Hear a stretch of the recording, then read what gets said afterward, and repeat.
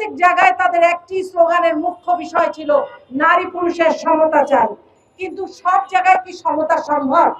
আল্লাহ তো নারীদেরকে মাতৃত্বের অধিকার দিয়েছেন। আপনি পুরুষরা যারা আছে তাদেরকে তো এই সুযোগ আল্লাহ দেননি।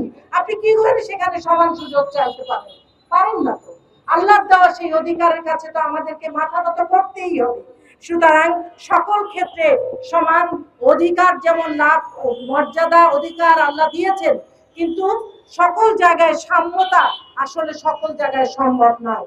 তাই আমি বলতে চাই, ইসলামে নারীর সমতা নয়, বরং অধিকারে বিশ্বাস করে, ন্যায্যতা চায়।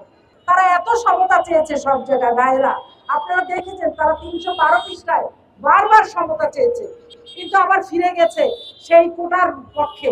তারা 300 আসন শুধুমাত্র ওনলি ফর উইমেন চেয়েছে।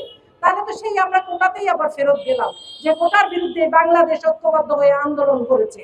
300 আসনে কিন্তু শুধু নারীরাই নির্বাচন করে, আবার ওই বাকি 300 আসনেও কিন্তু নারীরা পুরুষের পাশাপাশি নির্বাচন করতে পারবে।